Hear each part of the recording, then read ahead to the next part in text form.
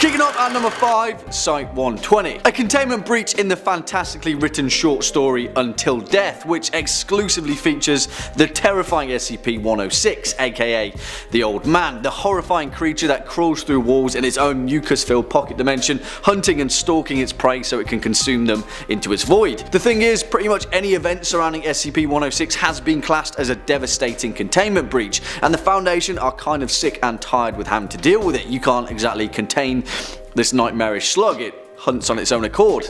Not a lot you can do really. Well, in the events of Until Death, flip that whole thing on its head and then some. Usually 106 has a propensity to hunt young humanoids between the age group of 10 and 25, but in this instance the Old Man had someone else on the menu. For those of you that haven't read it, we'll leave a link in the comment box down below, but essentially Until Death details an aging female Foundation researcher working late at night at Site-120, and well, 106 kind of wants to meet back up with his void-ridden wife, Anna, who maybe is his wife. If not, that's really messed up. It's pretty gross and horrifying, but it's also really sad. Next up at number 4, Incident 0961A. And although it was a devastating incident, it was also a pretty ingenious means to an end, and potentially resulted in the actual extermination of SCP-096, aka the Shy Guy. If you don't know anything about 096, make sure to check out our Monster Files video, where we go through the basics of this terrifying anomalous entity. For the most part, 1A is just a great read and a demonstration of why the Foundation's documentary style is so compelling. But what it does is essentially tells a story of Dr. Dan and his master plan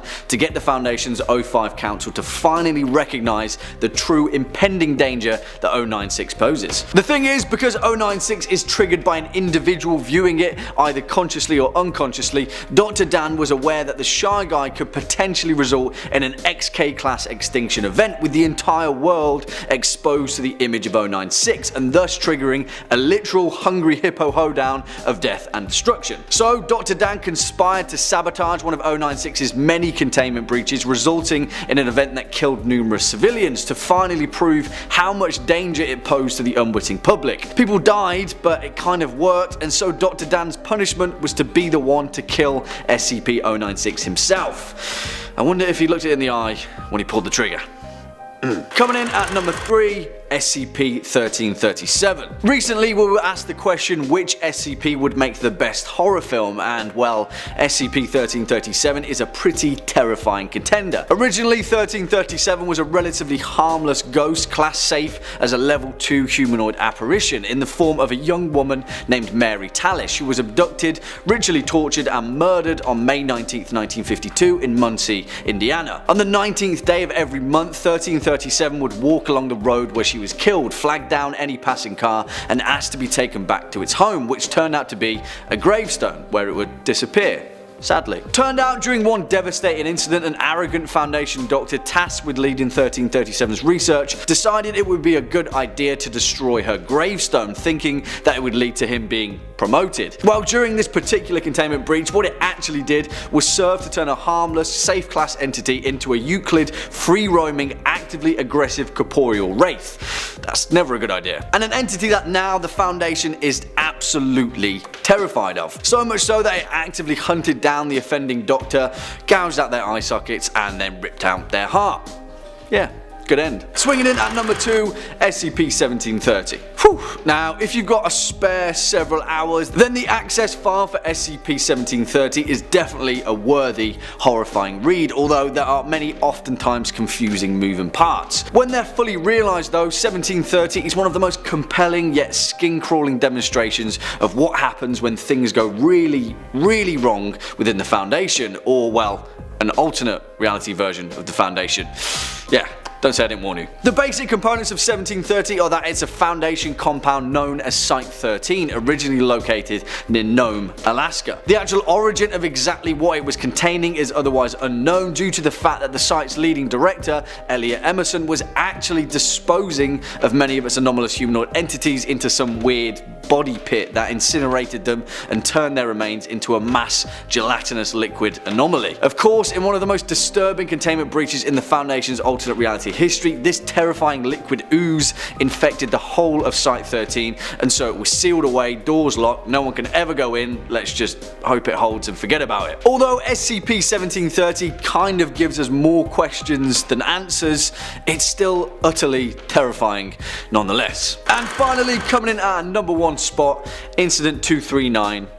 Holy moly, where do we even begin? Now, don't get me wrong, the reason that the SCP Foundation is so damn captivating is because of the intricacies of its content, which oftentimes spans an absolutely colossal amount of work. This one in particular, Incident 239B, features so many renowned characters and entities that it's one hell of a season finale. Essentially, there are several research professors in the Foundation's influence: Dr. Gears, Dr. Kondraki, the curious Dr. Bright, and Dr. Clef, who may or may not be Satan, or the snake at the Garden of Eden, or just some kind of reality-bending anomalous trickster. Well, essentially, in the events of Incident 239B, Dr. Clef had a bone to pick with SCP-239, also known as the Witch Child, a reality-bending entity that may or not be the creator of the universe as we know it, the Judeo-Christian god, or both of them rolled into one. Dr. Clef saw the anomalous powers of 239 as the greatest threat to existence, and so breached the Foundation himself in one of the most destructive and calamitous events in Foundation history. Honestly, the events of Incident 239B are so damn insane that it's difficult to keep your head, but it proves to be perhaps the most eventful containment breach on record. SCP monsters housed at the Foundation are usually dangerous, malevolent entities that pose a threat to human life, which makes it that much more terrifying when they breach containment and run rampant across Earth looking to cause trouble. So today on Top 5 Scary Videos, I'm going to be counting down our list of the top 5 SCP monsters that breached containment. Before we begin though, be sure to stick around until the end of the video where I'll be responding to some of your comments. And with that, let's jump in. Coming in at number 5 we have SCP-920. SCP-920 appears to be an Asian male with the inability to control its own movements and will instead wander about, being unable to choose a destination. Due to this, transportation, movement or direction of 920 to a set destination is physically impossible. Attempts at transporting 920 to any destination will result in transporters becoming lost. Attempts at directing 920 will result in 920 becoming lost. 920 also seems to have a slight psychic pull, causing subjects that come in contact with it to feel a compulsion to walk and talk with him. Now, saying that is not recommended, as typically subjects will follow 920 and in turn become lost. On top of that, 920 does not appear to have a normal human requirement and can wander through deserts, tundras and oceans without encountering difficulties. As of right now, 920's movements are being followed by satellite observation. Tracking of 920 by land or air has been discontinued. Coming in at number 4 we have SCP-990. 990 is a human male dressed in a Cold War era business suit who appears to Foundation personnel through dreams. Thus far, no Foundation personnel have encountered 990 in the real world, thus making containment near impossible and allowing 990 to roam freely. It has been appearing to Foundation personnel since an expunged day. Its existence came to light when several agents discussed having dreams involving a similar individual. Numerous other agents reported dream sightings of an individual matching the description of 990. Foundation personnel are considered free to converse with 990 if he should appear to them, and are encouraged to try to obtain information from the subject regarding himself. Though currently no containment for 990 has been devised, any personnel with suggestions for the containment should report to the Foundation doctor. Any and all ideas are welcome, regardless of who suggests them. Coming in at number 3 is SCP-343. SCP-343 is said to be a male, seemingly raceless, humanoid, colloquially nicknamed God, who seems to possess omnipotence. 343 was discovered walking the streets of Prague, and was detained after a staff member witnessed him disappear from the streets and reappear on a rooftop. Now, I'm cheating a little bit with this one, considering that 343 didn't necessarily breach containment, but does come and go as he pleases. So let me have this. Containment is impossible, therefore he is consistently breaching the Foundation perimeters. During the Foundation's first talk with 343, he claimed outright to be the creator of the universe, which is a weird flex, but okay. When asked to prove this, he laughed, walked through the wall of a chamber, and returned second later with a hamburger in his hand. Honestly, the dream. When personnel returned for their second visit, the previously bare cell had been furnished in upscale Old English style, completed with a roaring fireplace, and seemed many times larger than it did from the exterior. 343 is said to enjoy speaking with people and seems to have a knowledge of all topics. Visiting 343 has even become a daily event for many of the staff members, and all employees report feeling generally happier after each visit. Coming in at number 2, SCP-1048. SCP-1048 is a small teddy bear that is capable of moving of its own accord, and can communicate through a small range of gestures. It is reported that the bear will often show affection to individuals in ways found endearing by most people. This is often displayed through a hug to the lower leg, dancing, jumping in place, and in 2 separate events, it has even drawn childlike pictures for janitorial staff. Attempts at direct communication with 1048 have not been considered successful, though it is capable of simple gestures to indicate yes or no. The more anomalous behavior of 1048 was not observed until 7 months after it was originally secured by the Foundation, with it being said to construct crude replicas of itself using various materials. Currently, there are 3 known creations of 1048, designated 1048A, 1048B, and 1048C. The nature of these creations has been in stark contrast to 1048's behavior, as all have exhibited extreme violence towards humans. Now, the 3 replicas of 1048 are rather disturbing, with 1048A being made out of human ears, B having what appears to be a hand and arm of a human poking out, and finally C being composed entirely of rusted metal scraps. Now, 1048 has since breached containment, with its whereabouts being unknown. However, it is believed to be wandering around Site-24. If found, 1048 should be secured for containment, but any further creation of 1048 should be destroyed on site, unless further evidence warrants less extreme action. To quote the Foundation doctor, Dr. Carver, "This is not a joke. We have no idea what SCP-1048's full capabilities are. Who knows how many of the damn things are out there by now." And finally, coming in at number 1, we have SCP-226-D. SCP-226 appears to be a sentient statue of Varanus Commodonius, also known as Komodo Dragon. It is said to be constructed of solid obsidian, with trace amounts of an unknown metal alloy. According to Foundation reports, 226 was found in a small town, where it was brought to the attention of the Foundation through rumors and the high rate of missing cats. When 226 is in its room, it will not leave or even attempt to do so at any given time. The subject, who is said to refer to himself as Rico, is generally talkative, holding long conversations with those who come to feed or clean it, and will aimlessly wander through the room. It is said that the subject speaks through 3 small holes in its head, located at the top of its snout. They are shaped similar to those found on a common woodwind instrument such as flute or ocarina. Personnel are constantly reminded that blowing into these holes will cause 226 to feel pain and may even enrage it. I mean, it would certainly enrage me, that's for sure. Now, it is said that 226 is almost completely harmless when it is contained within the replicated room, but when outside of it supposedly displays the ability to manipulate local time to a sharp degree, but is limited to reversing time up until the point where it exited the room. Now, it is said that 226 breached containment but was ultimately destroyed by a doctor and professor during target practice, during which time the subject wandered out onto the firing range. Coming in at number 5, we've got SCP-457, the literal embodiment of fire. Good. 457 is a sentient being composed entirely of flame. It's not a beast that can catch fire or a pre-existing fire come to life, it is fire. The actual composition is unknown, but we know that it is hot. If it's not causing massive fires and burning up all sorts of stuff, it's really hard to detect too. In fact, some claim that it is totally undetectable with current technology. That is step 1 to its master escape plan. Step 2 is reaching a point where it can be large enough to gain intelligence. See, its base form is that of a single flame around the size of a matchstick. It's possessed by a very simple directive: burn more stuff, make bigger flames. And it does so, and when it does, it can start assuming complex shapes. One of 457's favorite forms is that of a humanoid, kind of like the Human Torch, but less lovable. The bigger the flame gets, the bigger its brain is, figuratively speaking. Its intelligence grows with its size and fuel sources. The flame has even been known to communicate by burning letters onto surfaces. Once it reaches a certain size, it will split off into 2 flames, and do so as long as there's still fuel to spare. However, this is apparently very upsetting to the flame, as fuel tends to be limited, so the beings will often fight one another. Beyond extinguishing other flame bodies, 457's behavior is pretty predictable. It just wants to acquire more fuel so that it can spread. There's danger hidden here though, as the gaining of intelligence can prove to be quite tricky. It has been seen learning and mimicking behaviors in order to get what it wants, and has actually managed to escape containment on different occasions. One time it damaged sprinkler systems to make a quick getaway, and it's even attempted to reason with Foundation personnel in order to be released or access more fuel. You definitely don't want 457 escaping, as it'll likely go right back to where it was discovered, causing forest fires. Smokey does not approve. Coming in at number 4, we've got SCP-3994, Normal Human People. They don't sound too normal, do they? Sounds like a bunch of rats wearing a trench coat, or code words for the lizard brains pulling the strings. And well, these are definitely not normal human people.